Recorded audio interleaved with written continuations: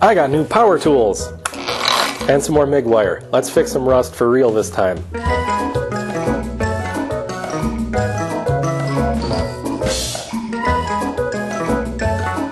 Here we have the hood of the van.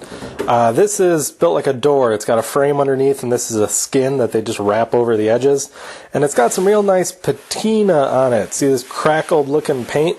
I really like patina on cars. It's kind of like when a person ages gracefully. But this has a rust hole over here. And rust hole, that's not aging gracefully. That's cancer. That's cancer. It's going to be a big rotten hole. It's like your car's leprosy, and like the nose is going to fall off, and junk is just disgusting. So I want to remove it. That's where this comes in. This is a Eastwood Contour SCT, which is the fanciest name I've ever heard given to a drum sander. And they talk about this thing a lot, how great it is, but since this is not a tool review, I'm not going to talk about it anymore. My dad bought it for me for Christmas, got me a whole bunch of these drums, including a sanding drum, and said, hey, you know, my picnic table could use a refinishing. So that's a project once the picnic table is no longer encased in ice. So thank you, Dad. Also, this thing is super loud. Hearing protection, eye protection, coffee because it's cold and I need caffeine. On top of what I think is cool looking patina, but you might disagree, we have this nasty rust hole that I tried patching in high school. It looks bad. It's even worse underneath. So I'm going to use that dealie to remove some of this paint and just see how bad the rot goes in either direction. I'm not going to be removing all of the paint. You see sometimes with car restorations, they'll rip all the paint off. Well, they're looking for like bad stuff that was hidden by previous paint jobs. This is the original paint job, so it's not hiding anything really. It's never been an accident, never been to a body shop, but the rot will go underneath the paint. If I don't see rotten paint, like if I don't see holes or bubbles or something, I'm going to assume the steel under here is fine and I don't have to worry about it. So I'm going to leave the factory paint on until long in the future when I'm ready to repaint. The reason I'm doing that is because this protects the metal underneath from flash rust. Now when I'm ready to paint, rip it off, then paint it right away. You do not want to leave bare metal around because you'll get rust. You'll cause more corrosion. And I want to get rid of corrosion. Corrosion sucks. Also, respirator. Paint dust is bad for you. And here we go! I actually really like this thing.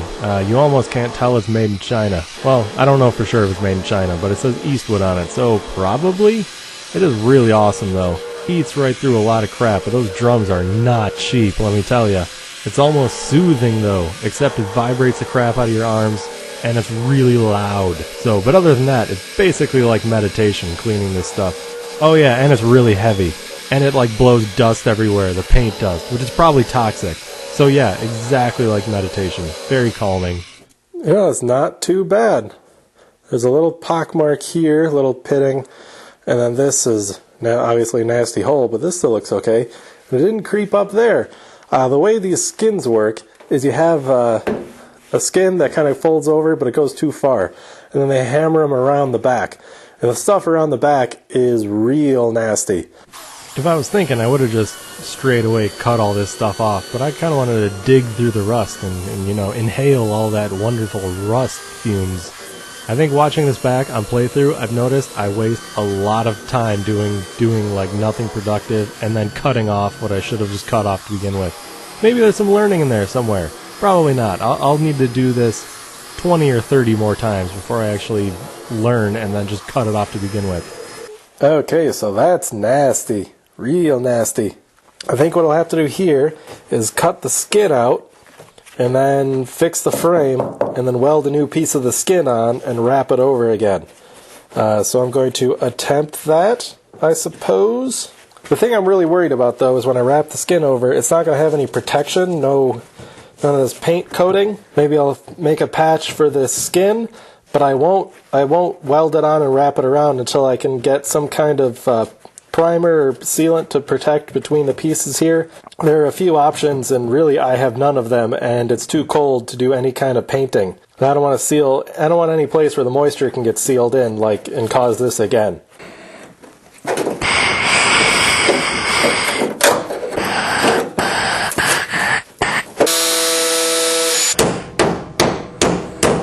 Here's an interesting point. Remember I said it only looked bad there? Well, when I was peeling it underneath, the rust underneath went further, like to here or so. so I cut a little bit more. So I want to cut around all of the rust, which probably means even though this looks nice, I'm going to have to cut it up here. So that's going to kind of suck. But I'm not going to worry about that right now because the frame underneath is really rotten. Sparks are fun. Check out all that rot under there. I think I got the edges of the rot cut out of this. But that's not the important one to fix. This is. Here's the frame underneath. Okay, I may have gone a little further than I needed to, cutting the frame, but that's fine. I can just put a patch here.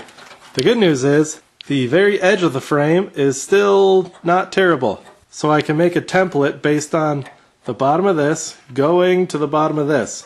You see this? This is a drain hole. What's supposed to happen here is when water gets in between for whatever reason, it'll kind of get to the edge, run over here, and down the hole. The hole should probably be a little closer to the actual edge. Way to go, guy who drilled that. You jerk.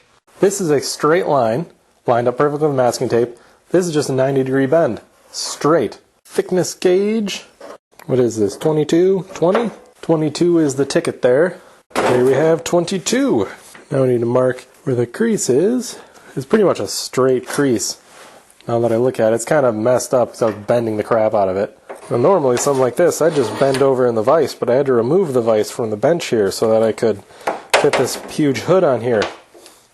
How am I going to do that? Weird looking pliers.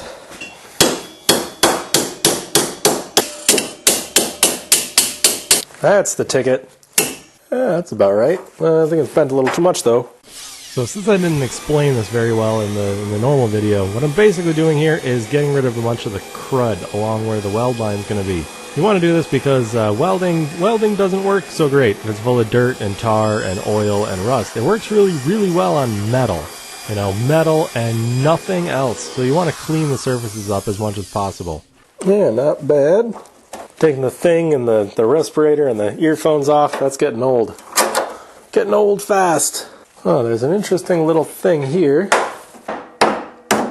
Before you go saying just buy a hood. Hoods are cheap. I know they're cheap. I looked.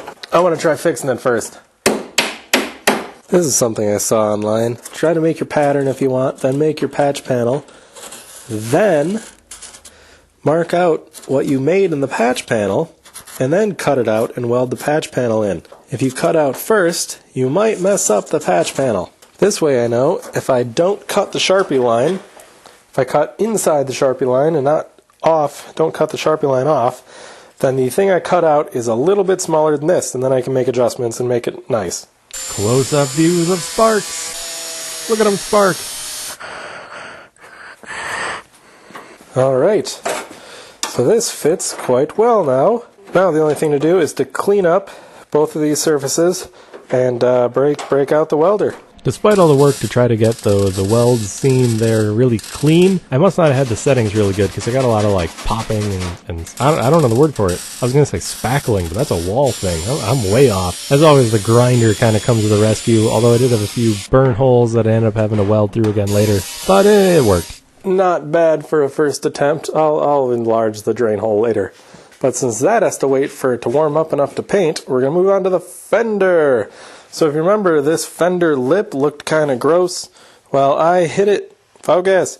Well, I hit it with that drum sander deal, and it actually looks pretty good now. So I'm going to leave the lip. Isn't that cool? That's a cool pattern. Anyways, I'm going to leave that. But what didn't come clean is the inside.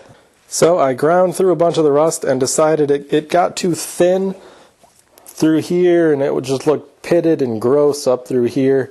So I'm going to cut a slightly bigger kind of patch. This doesn't have to wrap around to the other side, so that's nice. It will be a completely invisible patch, even if you were standing next to it. I kind of drew where the holes are. They're like these elongated holes to mount the fender to the body of the truck. And I tried laying out a flat piece of tape. I had to rip the tape to stretch it, and that kind of indicates where we're going to have to stretch the metal. Because this panel, if you can see from this point of view, it arches this way, and then it folds up, and then kind of arches around that way. So I'm going to need to stretch in here, which is kind of cool because you can see that in the piece of tape. And then I drew the lines, and then I'm going to peel this off and stick it on a flat piece, cut it out. So that's the plan. I've usually seen people use masking tape for this. I don't have any masking tape. Well, I have masking tape, but it sucks. So we're going to use this. Suppose I should mark roughly where my patch was going to be. There we go. Uh-oh, we're losing structural integrity of the tape. It's right about now when difficulties crop up that I start realizing there's a reason why people use masking tape for this. Because obviously if duct tape was a good idea, they would definitely use duct tape, not masking tape. Alright, this looks far grosser than I was hoping, just to begin with. So now I shall begin the lengthy process of trimming to fit along the Sharpie lines. This also doesn't stick very well. It's possible there's like oil and crap on this piece of metal. That's going to be fun later. There's a lot of ways to cut metal. These snips work. There's things called Beverly shears, which are more expensive than I feel like spending at the moment. There's plasma cutters for people who like fire. Basically everything. You can even use a band saw.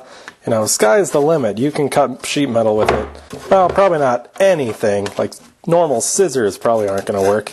Unless you're talking really thin metal. Speaking of metal thickness, the fender on this vehicle has like a frame, some frame pieces inside and then kind of a skin over it. Sort of like the hood, but not quite. The hood skin and the fender skin are both 22 gauge, where the frame underneath is 20 gauge. And I was told you want to use similar thickness metals, but I was also told 22 gauge is like tinfoil. Screw 22 gauge. Get some manlier metal. Which is fine, because I have a bunch of 20 gauge. I'm just going to use 20 for everything then, huh? It is now clear to me why this tool was invented.